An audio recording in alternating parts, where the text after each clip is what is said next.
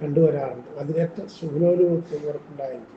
തന്നിമിത്തം രോഗങ്ങളെ സംബന്ധിച്ച് കാര്യമായ പരിഹാരമാർഗം നേടുവാനുള്ള സമയം ഇവർക്കുണ്ടാകുന്നില്ല.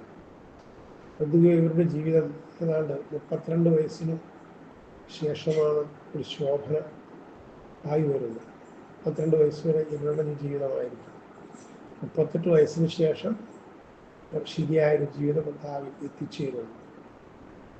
അതും പ്രതിബന്ധങ്ങളുടെ ഘോഷയാത്ര വഴിയായിരിക്കും ഇറങ്ങുന്നത്. 38 മുതൽ 62 വയസ്സ് വരെ ഇവർക്ക് പല വലിയ കാര്യങ്ങളും ചെയ്യാനും സംഘീർത്തി ബഹുജനസമ്മതിയും കൂടുതലായി ഇവർക്ക് നേടുവാൻ കഴിയും. നാളുകാർ പൊതുവെ ദൈവാധീനമുണ്ട്. ഈ നക്ഷത്രം ജനിച്ച സ്ത്രീകൾക്ക് ഈ പറഞ്ഞ ലക്ഷണങ്ങൾ അതിനുണ്ടായിരിക്കും. ഒരു ശാന്തകളും സൗമ്യകളുമായിരിക്കും. ഇവരുടെ മുഖത്ത് ചില മറുകടയാളം കാണപ്പെടും. അളവുള്ള നെയ്യും പൊതുവെയുള്ള ആകാര സൂക്ഷ്മം ഈ നാളുകാരിൽ കാണപ്പെടുന്നു. ഗുരുത്വം ഈശ്വരഭക്തി ഇവരിലുണ്ടായിരിക്കും. സമാധാനാംശം നല്ല വാക്കുകൾ പറയുന്നവരും ആരോടുകൾ തട്ടാത്തവരുമായിരിക്കും. ഭർത്താവിന് സ്വന്തം ശാശ്വതമായ സമാധാനം ഇവർ അനുഭവിക്കുന്നു. വിവാഹത്തിന് ഗൃഹം ചമയ്ക്ക് ഗൃഹപ്രവേശം ആദ്യം ആഭരണം ധരിക്കും. കച്ചവടം തുടങ്ങുന്ന ഉത്തരം നക്ഷത്രം വളരെ നല്ലതാകുന്നു. ആദ്യത്തെ ദശയിലാണ് ജന്മം.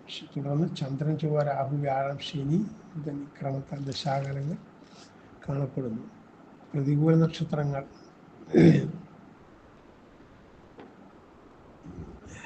പൂരോരുട്ടാതി,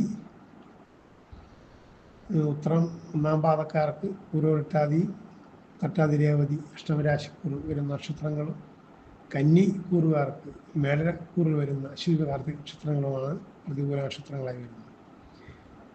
കുജൻ, വ്യാഴം, ബുധൻ എന്നീ ദശകൾ വിധിപ്രകാരം ദോഷപരിഹാരങ്ങൾ അനുഷ്ഠിക്കേണ്ടതാണ്. ആദിത്യപ്രീതികരണ കർമ്മങ്ങളും ആദിത്യ ഹൃദയവും ശിവക്ഷേത്ര ദർശനം ശനി ഉത്തർന്ന ശുഭലങ്ങൾ നൽകും. നിത്യവും ആദിത്യ പ്രാർത്ഥന അല്പസമയം വെയിലേൽക്കുന്നത് നന്നായിരിക്കും. പ്രത്യേകിച്ച് ഉത്രം